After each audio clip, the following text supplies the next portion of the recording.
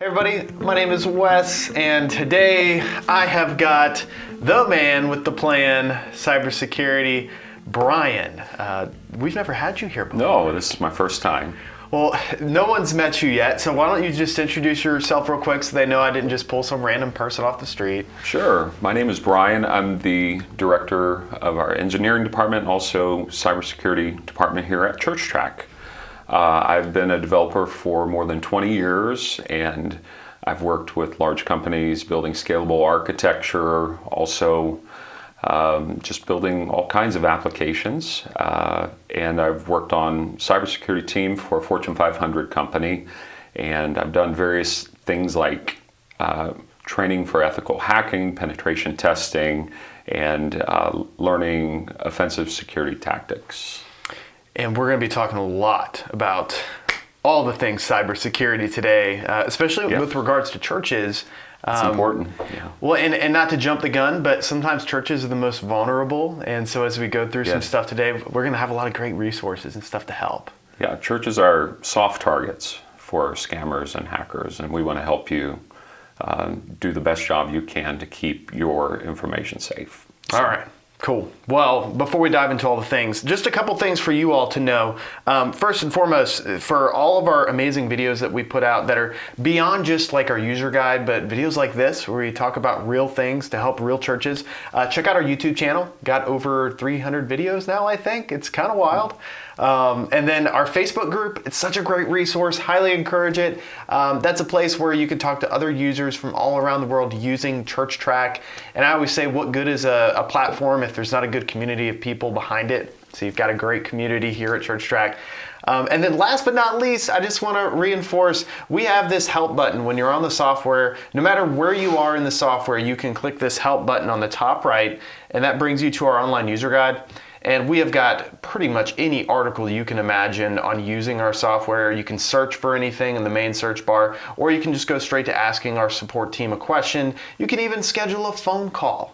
So lots of opportunities to get support here at ChurchTrac. Good feedback loops. Yeah. All right. So, Brian, it was actually kind of hard for us to kind of figure out what we wanted to talk about today because there is so much to cover. Yeah, we can't cover it all today. No. Absolutely not. So I think a good thing for us to cover is, number one, like who targets churches and why they target churches. And then look at some of the common scams that we're seeing churches encounter and just kind of how to defend against them. Yeah. And then maybe just some other things about protecting our church's data online because it is such a big deal. And then opening the floor for everybody just to ask you questions because you've been doing this a long time. Absolutely. Not like too long to where I'm saying you're old, man, but you've been doing this a while, and so you've seen a lot of stuff.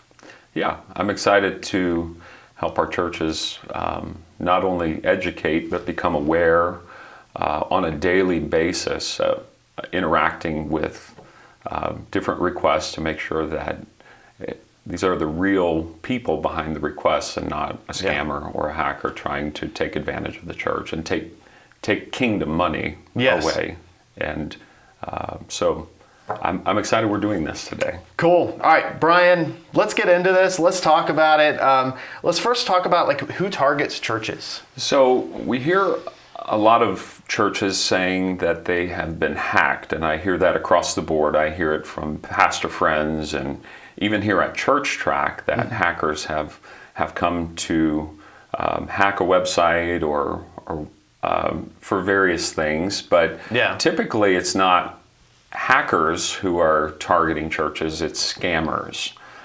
Churches don't have proprietary technologies, those kinds of things that could make a lot of money, but they do have relationships. Okay. And they want to exploit those relationships because it's a high trust environment. And so hackers typically look for software vulnerabilities. They will, such as for ChurchTrac, they try and find vulnerabilities on our software. And some do it for ethical reasons. Some have malicious intent, but a scammer always has malicious intent. And so when we're dealing with scammers, we are dealing with people who want to get the confidence of trusting people, and churches have trusting people because we love God, we love people. and they want to exploit that so that they can victimize those churches and extract as much money out of them as they possibly can. So typically it's scammers behind what we see in the campaigns against churches. Okay. And not the hacker in the basement kind of person. Yeah. And a scammer is, even though they obviously employ very different tactics than a hacker would, it doesn't make them less smart. In fact, I would argue a lot of times these scammers are remarkably smart. They are very smart, and they can find a loophole if there is one. And while they do kind of overlap with hackers, such as using techniques like phishing or smishing, we'll talk a little bit about that. Yeah. Typically, they're mostly into social engineering and trying to gain your confidence. Now, when you talk about churches being soft targets, like what do you mean by that? Well, churches have historically not been a target from what we've seen. Just until the last few years, there's been a huge uptick in churches reporting phishing and smishing campaigns against their members. And so I think scammers have figured out that this is a high trust environment where the yields are very good. Yes. And so I think that's why we see an uptick and a really a movement toward churches and nonprofits.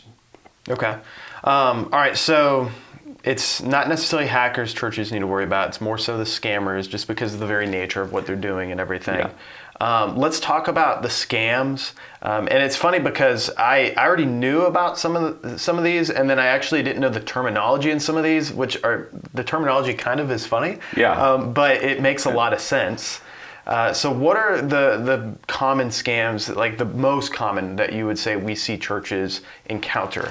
Yeah, so let me just back up really quick. A church would have to worry about hackers if you host your own website.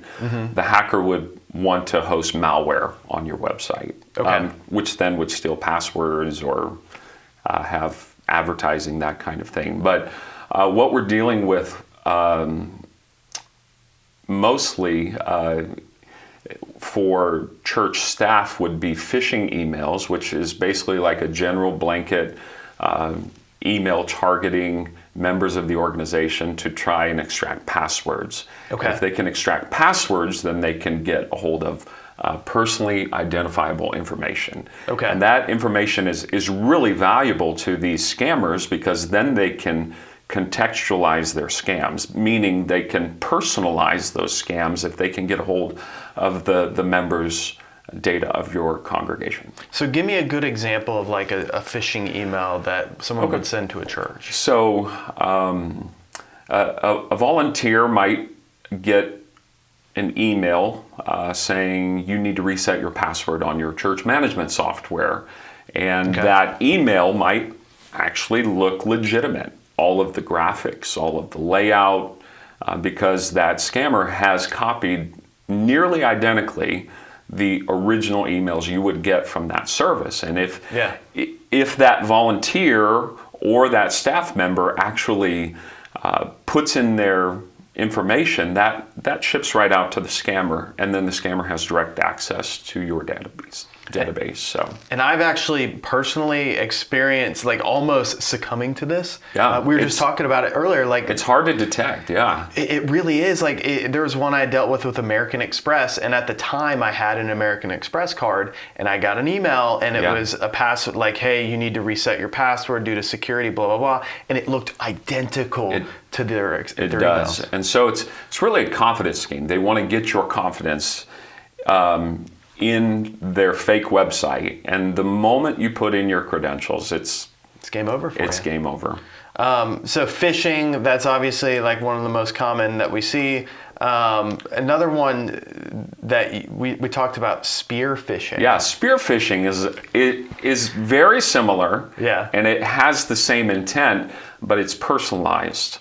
And so if you put information out on LinkedIn or on your church website, with all of the roles of the volunteers or the staff that are there and have their email associated there, that scammer can then take that information and also build up a profile based on public knowledge and send a crafted email to that volunteer or to that staff member that looks high fidelity.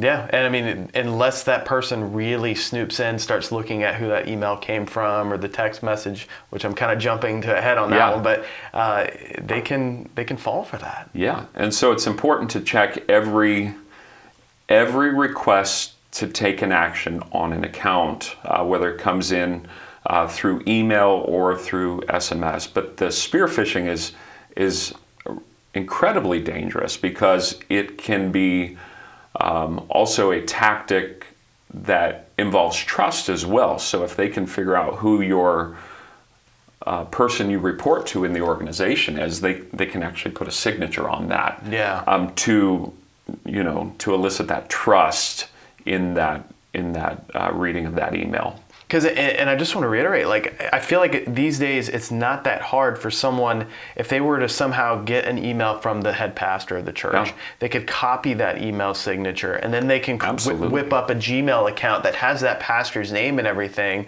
but slightly different.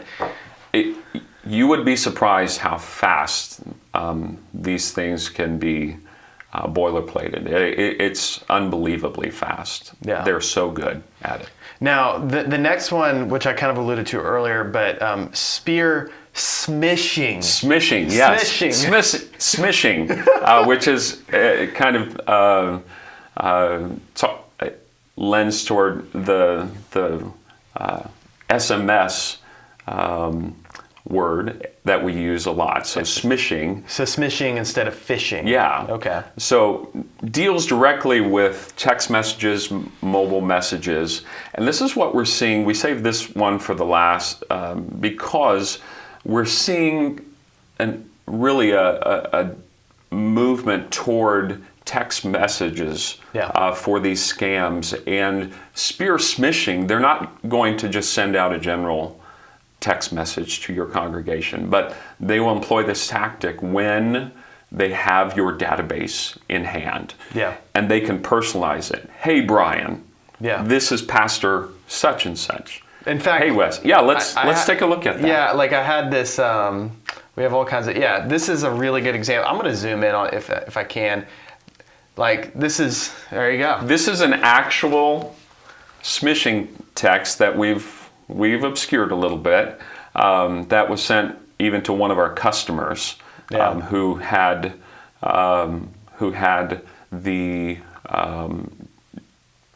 information was leaked out about their congregation, and so not necessarily from ChurchTrac, but this was sent to us in kind of the forensic analysis of trying to figure out how that information did get out. Yeah. And so be very, very careful. And we're going to give you these slides at the end, right? Yeah, we have them all. Yeah, so these slides you can actually put up on your screen and show your church exactly what a smishing text looks like. You don't have to call it that, but you can say, if you get a text from us asking for money or personal information, it's not us. Yeah. And this is what I think when I look at this. The biggest thing is seeing just the little nuances that are going on in these types of texts, because first of all, I see this big gap here, like right before how, which makes me already my radar going off and like what's going on with this text message, outside of the fact that it probably came from a number I have no idea what this number is because it's whatever. But then going beyond that, so kindly text back and saying, hey, I have a request for you to manage confidentially. This is exploiting a relationship. Yeah, and most pastors don't even use this type of vernacular when they say, I have a request for you to manage confidentially, and I will be in a meeting in a few minutes, so kindly text back. No one texts like that. That's correct, but to someone who hasn't grown up with technology, maybe someone who is seasoned in years, who gets a text like this, it really pulls the heartstrings. And Yep. so we want to make sure we educate all of our congregation from young to old, because everyone's dealing with this. There can be direct financial loss because of a text message like this. And we see it. Oh, absolutely. I hear about it all the time. And I like that example just because it really showed what I've personally gotten a text message like this. You have, people we work with all the time have. Now let's kind of moving past the spear smishing. Yeah. Social engineering, you were talking a little bit about that. Can we delve into that a little more? Yeah, social engineering is basically a tactic. And all of these technological tactics, you can say, employ social engineering. Social engineering has been around when you hear of confidence schemes of the old time of selling the Brooklyn Bridge to someone over and over and over. Yeah. Really the same kind of tactics are employed. You gain the confidence of someone so you can extract something from them. Yeah. And so for our churches, we would hope that the confidence that you put into a digital interaction would be really analyzed. But nowadays it's even harder because of AI. Yes. So I want you to think about this. Direct social engineering. Somebody comes into your congregation and says they are such and such, and they could gain the trust of the congregation and then be there for a few weeks and then be able to collect all of the data, and they're gone. Yes. Or you get a phone call that sounds, and this may sound far-fetched, but it's not. I said I was going to say this, but it's not far-fetched. You get a phone call that sounds like the pastor or a board member, someone who has been on live streams every week, and their voices can be sampled and put into AI, and the scammer can use that voice and call into a church and say, hey, would you transfer this fund to this account? Or can you send me a church directory? Yeah. And the other person completely unaware. So that's the day in which we're living in. Very scary. Yeah. This direct social interaction, or social engineering and interaction that you have. So even on phone calls, audio, it's so important. Yeah. Also to check it. We're seeing this just in the past few weeks, Brian. We have seen AI technology and its capabilities for free tiers be even higher. Like it used to be, you would have to pay a few $100s a month to have access to some of these AI technologies that enable you to change your voice and everything and put in a prompt and make you sound like a pastor. But now we're seeing this technology come about for within free. minutes. Teenagers can spin this up, and within minutes be able to type in and to project someone else's voice. Yeah. So then it brings us into, so how in the world do we defend against it? So we have created a checklist that we're going to give to you in a document. And so we're calling it the scams checklist. Yeah. And the scams checklist is just something you can print out if you're a church secretary, if you're a pastor, whoever you are in the church. You can even send it to your family. This is great for everybody. This is a checklist. When you get a communication to you, that communication should be analyzed. And we've given you some steps here. Who sent the communication? So S stands for sender check. Inspect the sender for misspellings, websites that are not known to you, phone numbers, mismatched personal accounts. And so if you do get an email, it's important that you kind of fold down the sender. A lot of times you won't even be able to see the email, but fold that down and look at it to see if it comes from a trusted sender. If not, then the alarm should be going off. Instantly. And also, people can spoof personal accounts like you were talking about with Gmail. Yeah. They could put in the pastor's name or the secretary's name. Yep. And it looks like it's coming from them. But if it's not in your contact list, don't trust it. Explicitly don't trust it. And I love this because this scams checklist we have, it kind of works its way down from being like this sender check will automatically negate the vast majority of scams. Yes. But it works its way down. So sender check, making sure first and foremost it's coming from the email or phone number that we actually already have in our phone or on our computer. Caution with links and attachments. So this is vitally important because you can expose yourself to malware, to stealer software that then could take your passwords and cause a lot of issues on your machine or your device. But you can hover over those links, and in any email client like Gmail, Outlook, you can actually see, usually in the bottom left corner, where that link is going to take you. Yeah. If it's not something that you trust, don't click the link. There are some tools that you can use online. URL. Yeah, I want to pull that one up real quick. Because we talked about this. URL scan, urlscan.io. urlscan.io. So you can just copy and paste. You can copy and paste that link right in here, and do a public scan, and this will go out and take a screenshot, and you can be able to see. And this is something we use here in our office, just because, as a company, we're getting stuff all the time from people that are needing help. Yeah, let's pull that down just in case there are scans going on for malicious things we don't want to expose the users to. There you go. All right. But you can fully see what's going on that website before you actually visit it, and you probably won't visit it if you do see that there's something malicious going on. And again, that's URL scan, and there's multiple tools like URLscan.io is a safe place for you to plug in. Just copy the link and just drop it in there and scan it. Yeah, that's a really great tool. Like I've known about different tools in the past that I've used that are similar, but I found this one to be really helpful just because we get so many emails that have attachments and stuff, and I do not want to open those attachments. Yeah, let's talk about attachments, because attachments can put very bad things on your computer, like malware, ransomware.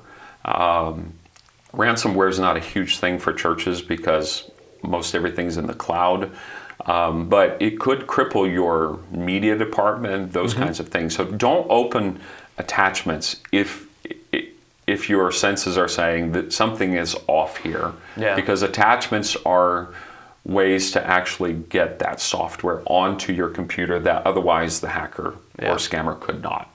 And then, all right, so sender check, caution with links and attachments, then assess the urgency for number 3. Yeah, this is like, you got to do this right away. Yeah. You can't wait. I've got to have this gift card right away. It's so, if there is this artificial urgency that's involved, something's not right. Yeah. And so I would highly caution every user, if there is urgency, take a deep breath. Relax.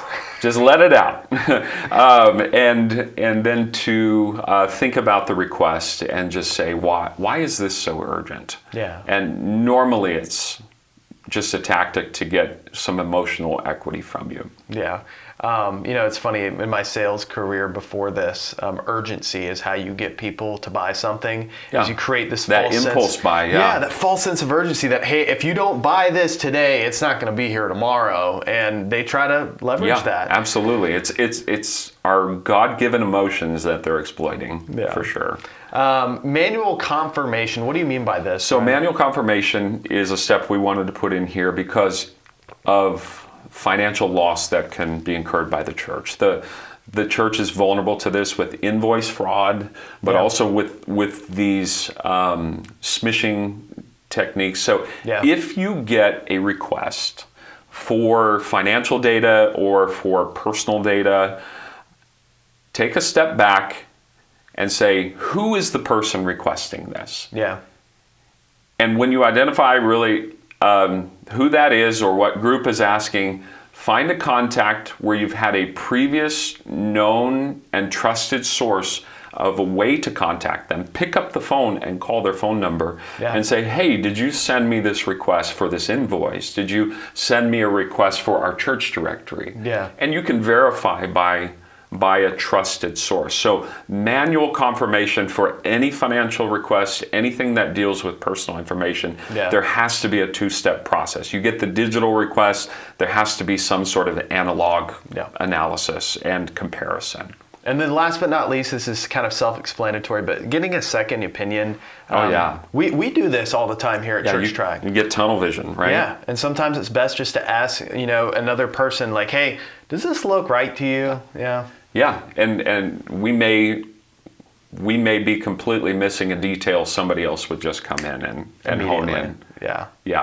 All right. I love that, Brian. I appreciate you making that little list earlier, and we'll provide that list online. In fact, I'll ask my team, they have the URL link for that. If they could post that in the chat for me, that would be awesome. And y'all hold on to this list, because I think it's going to be something that most churches would benefit greatly from just posting this, print it out, have that thing there. Now let's talk about we're going to have to get into a little bit faster mode now that we've kind of gone through that. Yeah. I want to talk about ways to defend our church, Brian, and obviously there's so many different things. Sure. Number one, educate. What was that again? Educate. If your team is unaware of these scams, they're going to fall prey to them. Yeah. If your congregation is unaware of these scams, they're going to fall prey to them. Yeah. I think we can do the front work for all of this. And this is one of the reasons we're doing this live stream today, is so that we can get churches to get ahead of this rather than be reactive to this. They need to get ahead of this. And these screen graphics we created, there's a couple of screen graphics. You can actually put this up on your screen, or you can recreate it. You can take this and recreate it. Put this on your screen and tell the people of your congregation, this is what's going on, and we don't want to be a part of this. We're going to defend against this. And so education, you can go on YouTube. If you want to teach your team about phishing and smishing and social engineering and spear smishing, all of those things. There are 1,000 videos ready and waiting to teach you about those things on YouTube. Just go do some searching. Yeah. And then probably a really, really, really good way to defend your church is just using strong passwords. 100%. Because, and using a password manager for all that. And then another feature that we have just come out with yesterday for ChurchTrac, multi-factor, aka two-factor authentication. Two-factor authentication. So I cannot stress this enough, that strong passwords are absolutely necessary. However, passwords can only get you so far. Last month, in January of 2025, over 1 billion passwords were leaked on the dark web. And that's billion with a B. With a B. And the scary thing to me about that is next to those passwords is the website where they were used. Yes. And so you had password managers that were breached, that didn't have good security practices, and stealer software. Let me just stop here really quickly on this one. If you have 1,000 browser extensions, you should change all of your passwords right now. Yep.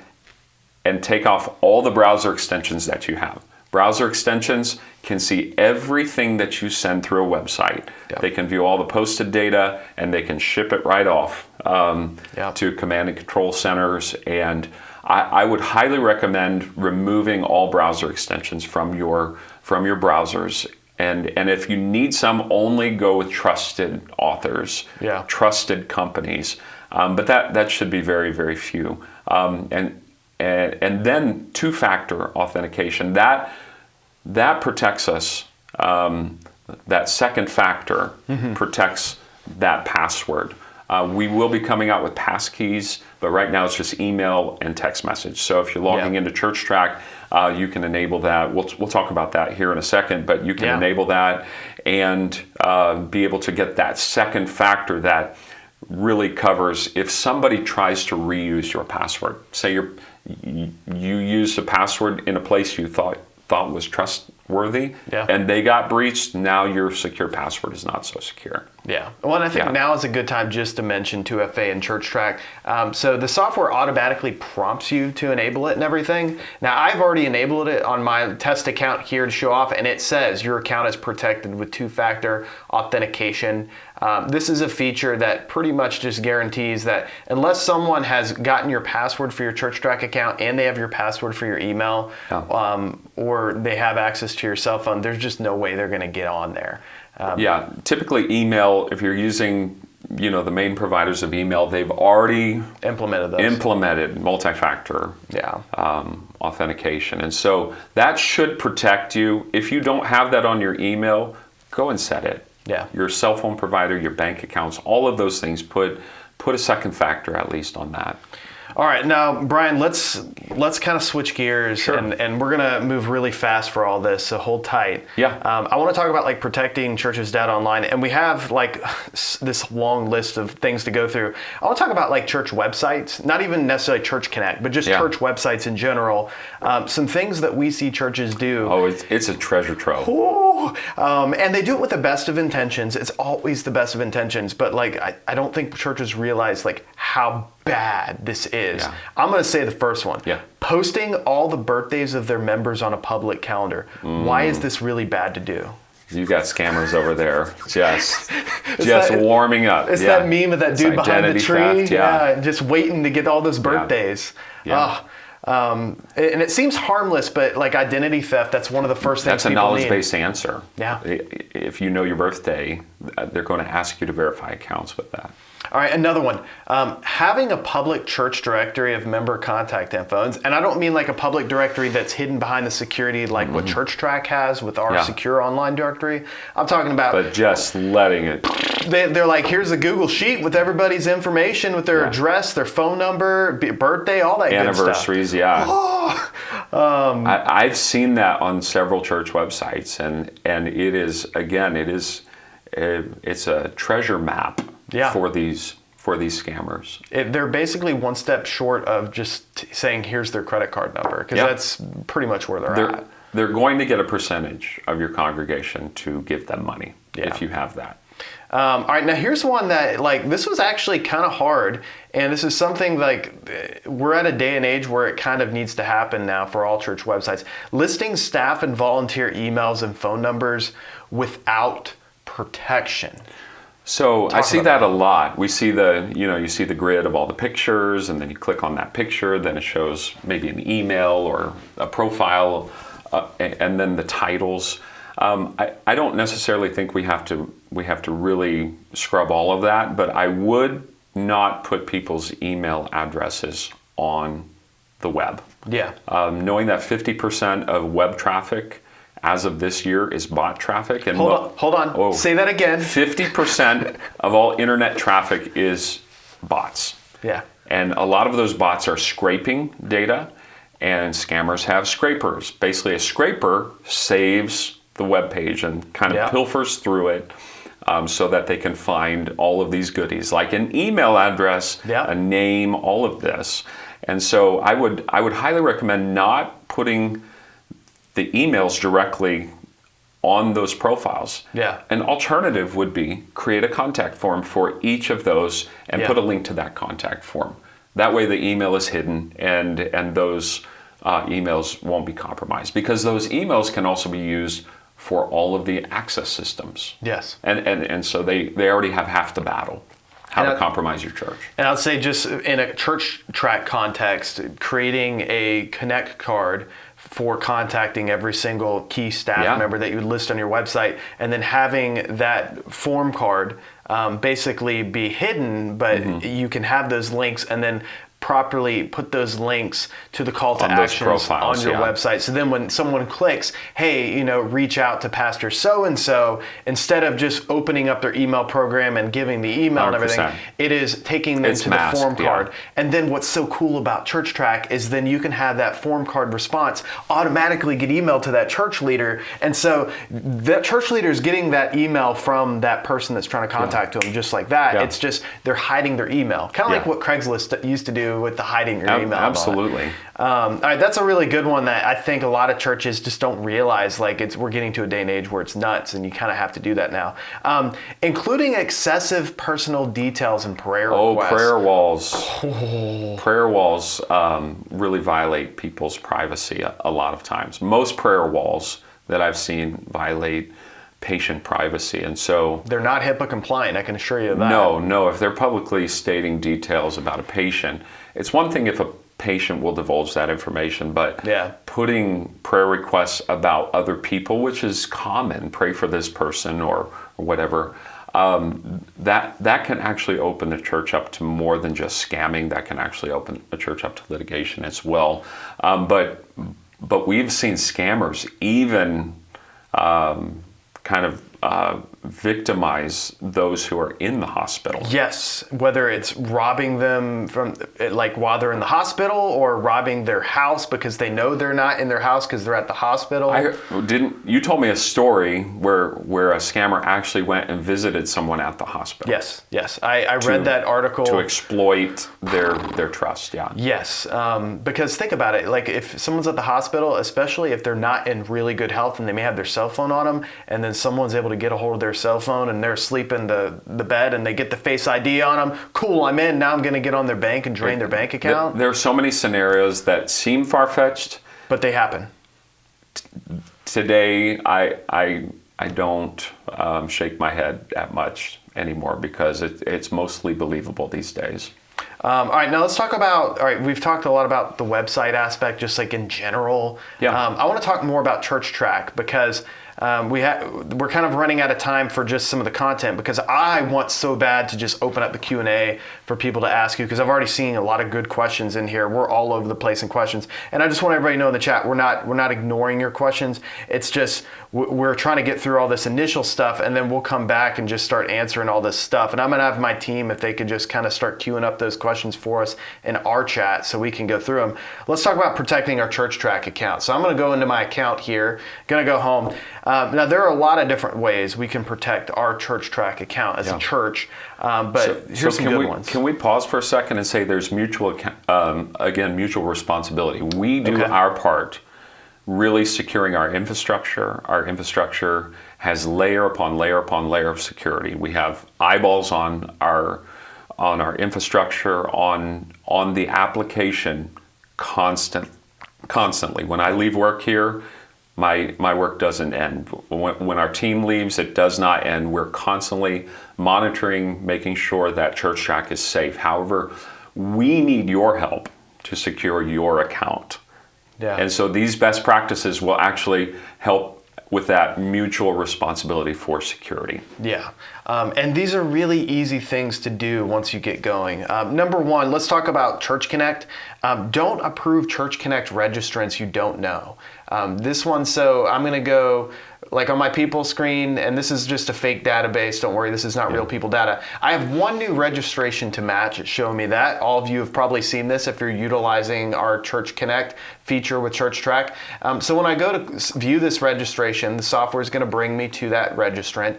And here we go. I see this registrant, and I have the option to match them, in which I can then try to match them to someone who may be already existing in my database, or I have the option to delete that. And so that's first and foremost, like if you don't know this person, you have the option to get their information. You can reach out to them and just say, hey, like, just want to double check, who are you? You know, maybe call them, because they have to put their phone number when they register, and make sure they're real before you just go ahead and match that registrant, add them to your database. That's a big one. And that's so important, because if you're putting your directory on your Connect, now they're, one switch could put them into your directory and give them all of the data they need to scam your congregation. Yeah, which brings us to the online directory. I'm glad you actually mentioned that, because we give you a lot of options in ChurchTrac. And just to show this off real fast, like I can see right here people that are already added into my database here. I can change what directory access they have. And so you can limit someone to group access where they can only see other people that are in groups that they're in, which I love. I think for larger churches, this is a more common feature because you get to a certain point where, as like a large church of like over 2,000 congregants, give or take, like you don't want everybody to have access to necessarily everybody's information, but you maybe want them to be able to see the information of other people who are in like the same groups and stuff like them. Or you can give them full directory access, whatever you choose. But again, it's just making sure you recognize that person and giving them that access. And we put warning signs there for all of this. Yeah, it seems like if you're looking at this and you're like, geez, there's a lot of warning signs. Well, it's because it's a big deal. And, it is. And it's just one of those things that there are some churches that don't use online directories despite how secure they are. And really, that's just a personal decision. And in fact, I'm the kind of person at my church, I have opted out of our online directory. And it's not that I question the security of our church's online directory. It's just I'm a private person, and the people that need to contact me and need my information, they know how to get in contact with me. And each Connect user can remove themselves from the directory as well. And I'm going to show that in Church Connect in a minute too, because I think that's so important. Using secure giving settings, the number 3, this is something I strongly recommend to so many churches just because it really just kind of helps safeguard your church. In the online giving tab in ChurchTrac, when you go to your online giving options, you have the ability to require donors to log in and be matched before they can start donating. And some churches, Brian, this is tough because some churches view this as like, well, now you're just making it harder for me to get donations. Put some friction in between. Yeah. We're not trying to do that, but what we have seen is scammers and hackers will take advantage of that payment portal and try and test stolen credit cards. Yeah. We've also seen other scams. We won't get into those scams where they will donate a large sum of money, those kinds of things, and they know what they're doing, and we want to limit access to that payment portal for your online giving. And I've actually seen the conversations of hackers on the forums that they go to where they talk about, hey, these are the best place to go. Find some little church, in this area, and then just try to donate to test out your credit cards and stuff. Like, it's happening. It is. Every day. Yeah. All right, another one. And I'm going to show the phone for this because I think it's so important. And for most of y'all are like, well, this is a no-brainer. But for some of y'all, you may be like, okay, educate me, Wes. Never include children in directories. In fact, going beyond here in the United States, where we're based at ChurchTrac, we're a worldwide company. We have churches all around the world using our platform. Depending on your country, showing the information of minors may be illegal in your country. Also, depending on your state. Absolutely. Showing that information is illegal. And whenever you go, when people are on Church Connect, I'm on the directory right now as a church member, and this is all fake information here, I just showing off. But if I go here to my managing what information I can share and not share, I just want to point out that the 2 children here, Billy and John Swanson at the bottom, I can't toggle those on or off. They're grayed out. And that's because ChurchTrac by default, whenever it sees that a person is, a child and that person has been designated a child or going off their age, it's not going to let them be in the online directory.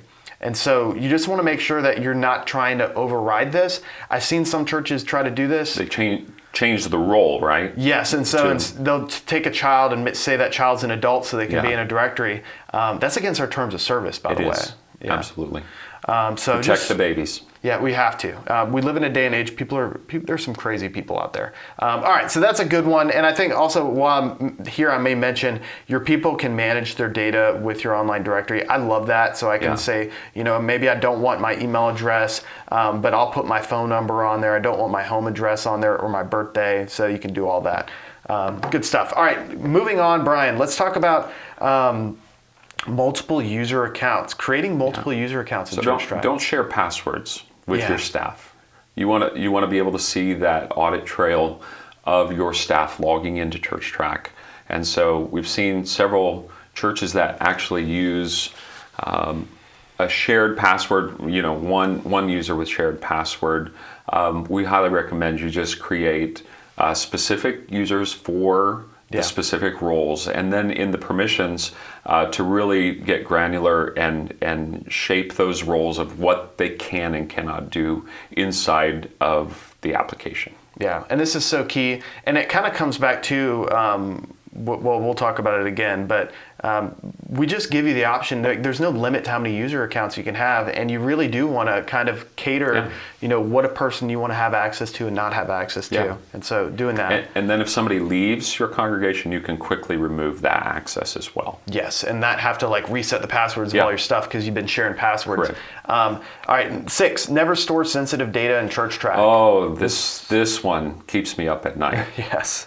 We have, I don't know how much I can divulge, but we do monitor this to make sure churches aren't putting in social security numbers. Absolutely. We have technology. Also, I put eyeballs on this. I audit this personally just because this keeps me up at night. Do not put social security numbers into ChurchTrac. Do not put credit card numbers, passport numbers, bank accounts, anything that would cause identity theft. Do not put sensitive medical information into ChurchTrac because that's actually against the terms of our service as well. And if there's someone out there named Jim, identity theft is a crime, Jim. So just remember that. All right, and last but not least, and this we already mentioned this earlier, Brian, but I think it's just so important to mention it again, is ChurchTrac has two-factor authentication. So let me address a couple of the concerns going on in the chat, that email is not secure, and actually SMS is not secure as well, compared to passkeys or to TOTP tokens like you would get with Google Authenticator or Authy, or a token generator, maybe an Apple Passwords. That is actually coming. That is in the near future. But we have to start somewhere with ChurchTrac to get everyone onboarded. So right now, email and SMS are the only factors to present those challenges. And so you will see several more factors, WebAuthn protocol factors coming in very, very soon. And especially as we look forward to the future, because here at ChurchTrac, we're not, being reactive in our security practices. We're always trying to look out 5 years and say what is going to be necessary. And so we foresee us staying way ahead in terms of looking at biometrics and all that, because that will be here with the passkeys, with biometrics and whatever else can generate that passkey. Whether it's a device or a sensor or whatever that is. All right. Well, Brian, we have covered so much between the scams checklist and just kind of giving some examples. And I know for many of you out there, you're like, golly, that was a lot. And I really think this is just going to be such a great opportunity now for us to just answer questions. And we were getting a bunch of different questions in the chat. And so what we'll do here, I'm just going to start going through the chat and looking through some of these questions, Brian.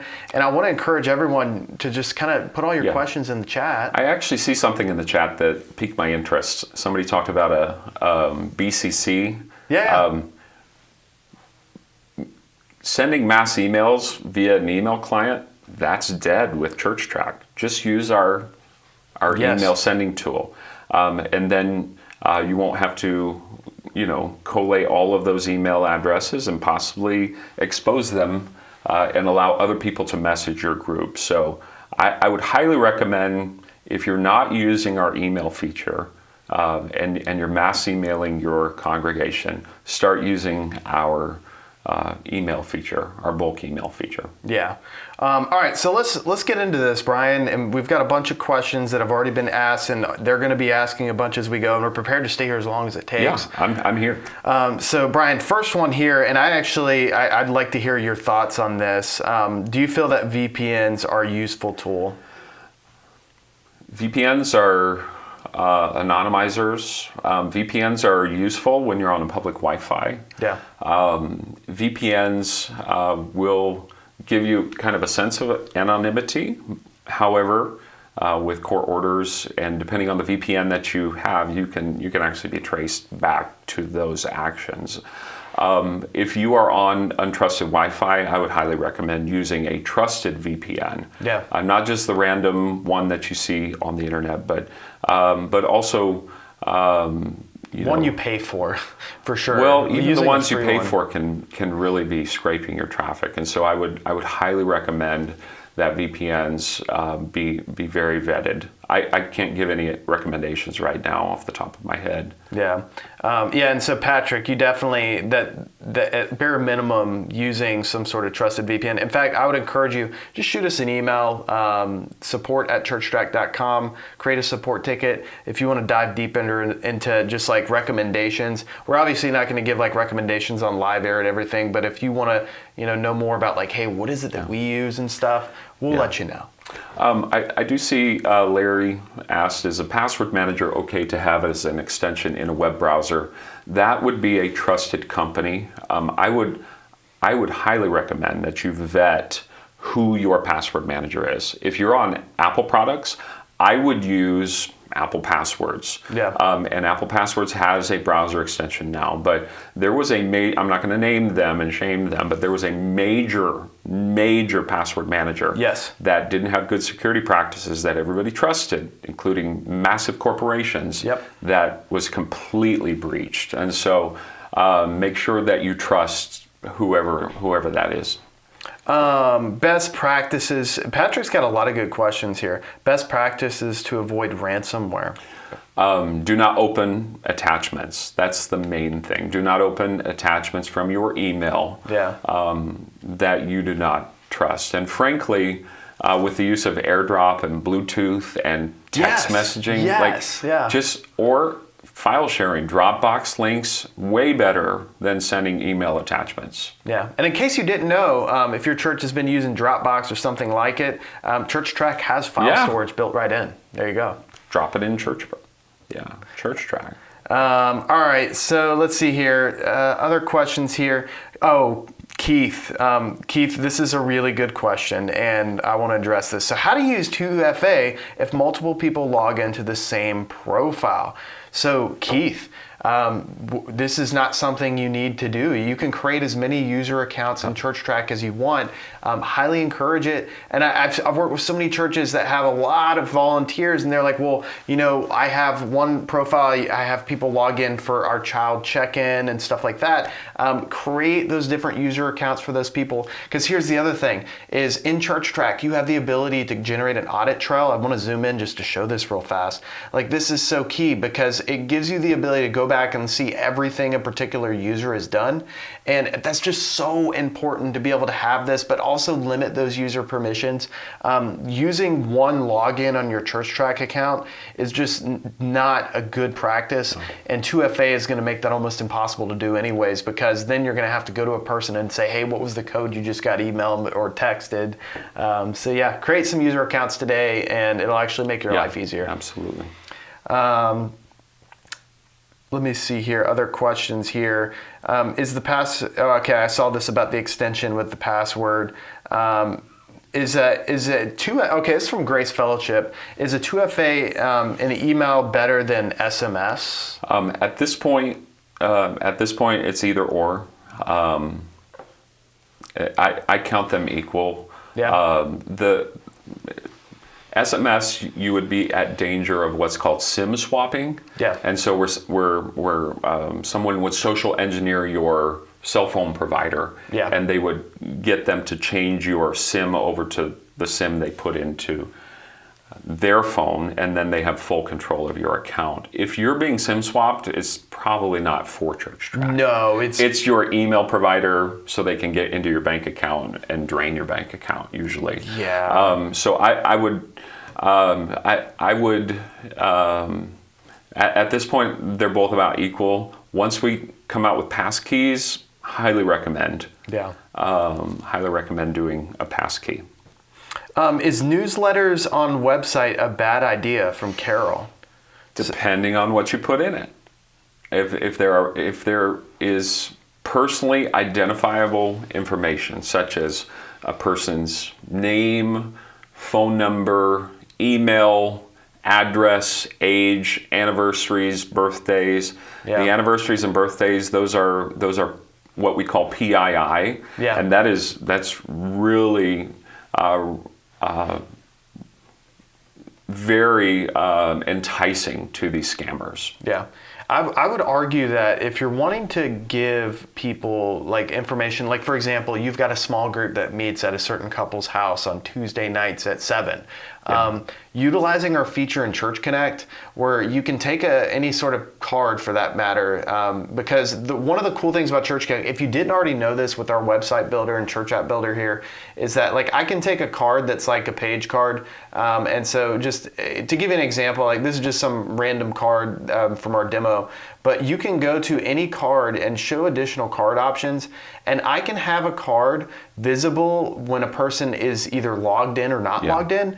And so this is so key for church security. Just put it behind the wall. That's really all it is. Yeah, so that way the only people that are able to see this are people who have actually taken the time to create an account for your church that you have vetted and everything, and they can see that information. But yeah, we definitely live in a day and age where we got to leverage these types of tools, and that's why we give them to you. I don't see Connect card. Oh, Josh, I don't see Connect card under Church Connect, add a card. So sorry, I was just saying like a Connect card, like a form card, Josh. And so we've got a lot of different card types. So if you're wanting like a Connect card in terms of like a form, that's going to be a form card in Church Connect. So hopefully that answered your question there.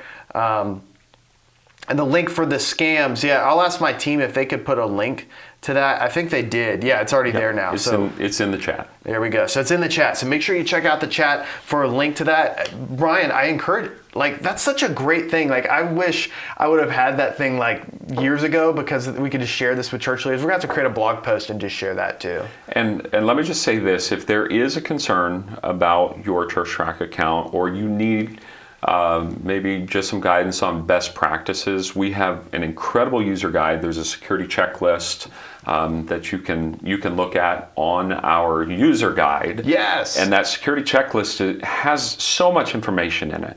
But if you have a concern that is beyond the scope of that security checklist, just reach out to us, and we're happy to reply and just help you as best as we can. That's me when I had long hair. We recorded this video a while ago. You know what's funny is this video was kind of silly when I recorded it, because I was literally just reading off the checklist. Nice. But there's some really... We've updated this since your last hairdo. So. Yeah, and we need to update this article too, because there's other things I think will help. But yeah, it has really good stuff. I'm going to post the link for this in the chat, just because even though it is a little old with my old haircut, it's still valid. Yeah. I'll still let it fly. So that's a good one. Oh, man. So, Keith, where would we search to find our state laws about displaying children's names? Honestly, I would say you just Google it, but please don't. Yeah. Chat GPT. If you have a Chat GPT subscription, just say, the prompt could be something like, I live in such and such state. I need to know, give the context. We're a church. What are the privacy laws about displaying any sort of information? Yeah, it's just, I'll leave you with this, Keith. As a parent, if my children's names were put on a church website, I wouldn't go to that church anymore. I would immediately leave that church. And that's just me. I know obviously people are different and stuff, but like, it's just not a good practice putting the information of minors, even if it's their name on a church website. You just wouldn't do it. So I do have a final word, unless somebody has another question. Really, diving into the subject can make us very critical, very suspicious of one another. It can. We ought not to be suspicious within the church. Brotherly love, preferring one another. However, I don't like that word suspicion in the church context. I do like the word caution. Yes. I think we should be wise as serpents. How do you, and that's such a tough thing, Brian, because obviously we see behind the veil a little bit, because unlike, the church leaders we work with, they're just behind the scenes at their church. Yeah. We're behind the scenes of thousands of churches across the world, and we're seeing the things that are going on and seeing the things that as we help churches navigate this stuff. Yeah. And it's, how do you have that heart of caution while at the same time exercising the love of Christ in everything? I think first and foremost, you have to communicate to your team these policies. This is how we're operating with data now. We're no longer being lax with this. We are going to verify, and please don't be offended if I come to you. I'm not questioning your integrity, your character, but I am making sure that this request came from you. Yeah. And so creating that culture is so vital, because the actions of security are nothing without a culture of security. Yeah. Yeah. And man, that's a tough thing to navigate. That's such a tough thing to navigate. And I think as time goes on, and I know many of you out there, ministry is changing so much, Brian. And like, we talk about this all the time with social media, and how like as a church we're constantly adapting and changing, and even with live streaming and like putting ourselves out there on Instagram, Facebook and stuff, and trying to meet people where they are, because this day and age they're not coming in the church building as much. We have to go out to them, and a lot of times that means going out to them digitally. And then at the same time we're trying to be so smart to not succumb to some of these things that happen and these scams, and protect the data of our people. It's a lot. Yeah. Jesus even gave a parable of wheat and tares within the church, where it's hard to identify. And so I think I know that's a believer issue and a doctrinal issue, but also it's hard to identify what is legitimate and what is not. And so we have also a task of filtering out what is good and what is bad, and just to keep those people safe that we care about the most. Yeah, and it's a constant journey, I feel like, that we have experienced, and especially just when you first started on board with us, and our security, we brought it from here to there and into the future as we continue this. We're going to keep at it. Yeah, this has been so fun. I'm going to see if there's some other questions that we can address. And Keith, I do want to, if you're still here, Keith, I didn't mean to crack down on you so hard. It's just like, as a parent with kids, like, I'm pretty passionate about putting information of minors on websites and stuff. All right, Mark. I think Mark had some questions here. Something to mention is visually identifying an email or website address isn't 100%. Yeah, so that would be what we call typo squatting. They can misspell a domain. Oh, okay. You can put that domain into URL Scanner and to see if it actually goes to your website. And so they will misspell purposely to where it looks very similar. Yeah. I's and L's and different characters. Be very, very careful.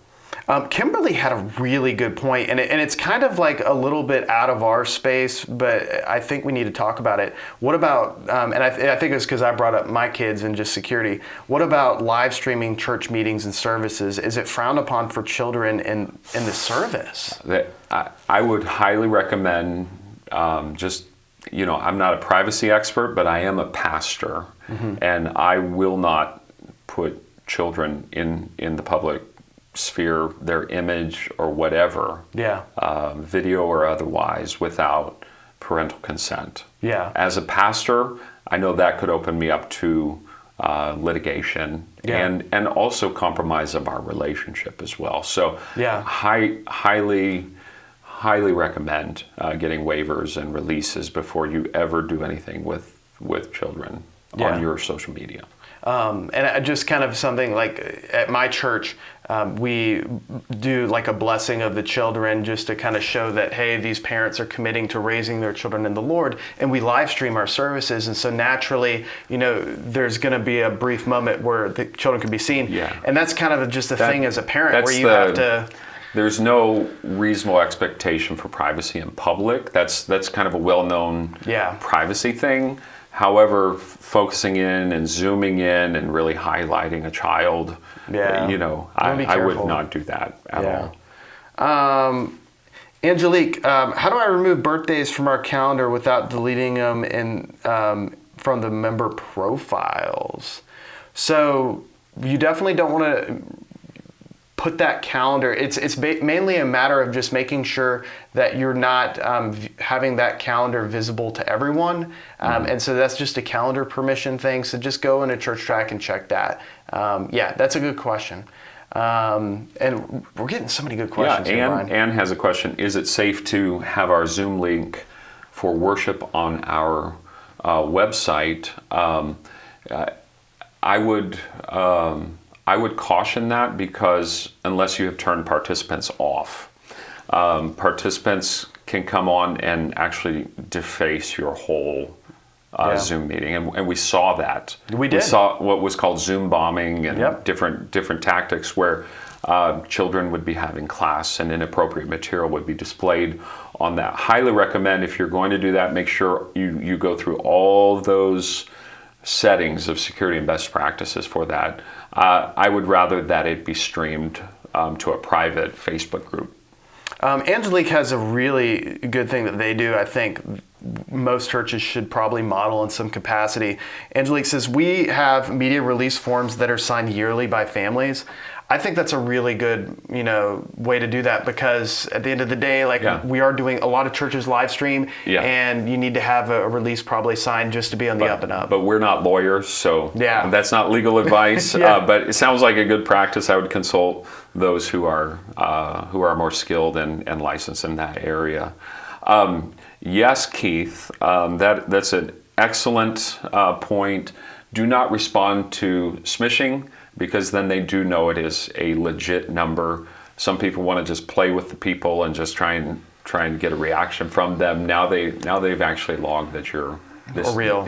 This is an active number. So good point, Keith. I have something I'm kind of sad to admit, Brian, but I'm one of those people. I thought it would be funny to play along with the person and act like, oh goodness, you need money. And then I started long story short, now they know my number's legit, and now I get those types of text messages more than I would like. I just face palmed you on live stream. I can't believe you did that, Wes. Why did you do that? And it's just because sometimes we're people and we want to mess with others like that, but unfortunately, you're just making the situation worse when you respond to them. Because now, like you said, you're in their database of, this is a legit number. Now we're gonna really go after this person. Let's see other questions here. Michelle, what recommendation do you have on accepting payments for a public event which requires payment? Do we require every single person to register their information prior to issuing payment? This is a really good question. Yeah, so we have just released a little bit of a fix for some of the things that were going on with that process of redirecting back to the payment. But yes, I would highly recommend that anybody you receive payment from, you should get their information. They don't have to create an account, but they do have to validate their email to get in. And as time goes on, we're always adding features to ChurchTrac to make life easier for churches as they navigate all this. And so just always be keeping in just track of what we're doing, because we're always adding things. There's so many things your team in development's working on I wish I could talk about, but I can't. Keep it quiet. Keep it quiet. All right, a couple questions. I think we're going to head out. When I open ChurchTrac, and I always open in a browser extension in Chrome, is that safe, or is there a different way to work on ChurchTrac? I'm not sure what the question is. I'm not following, but if you want to send in a support request with that question, I'd be happy to follow up with you on that. Yeah. All right. Well, that was a really, this was very uncommon, Brian, because normally you're with our development team. I'm in a little dark hole. In the back of our building here. Just looking over code, doing all that stuff. I have no idea what all that stuff is you do. I just see the end result, which is awesome, and love it so much. And I appreciate you taking time out of your day to go through this is so different from what I'm used to doing stuff where we're showing off the software, new features, all that. Whereas this is a wildly different subject, and in some ways it's kind of heavy. It gets very dark, but we are the light of the world. He is the light of the world, and so let's be the light and not let this darkness just invade us and cause fear on us. But let's do best practices and just go with full force with our mission. And let's take this little basket. If you have a little basket that's over your light, pull it off, and we're going to show the world the light of Jesus in everything that we do. Because at the end of the day, we're here to help equip your church to build the body of Christ. Our software application is a big part of that, but also just us partnering with you in your ministry.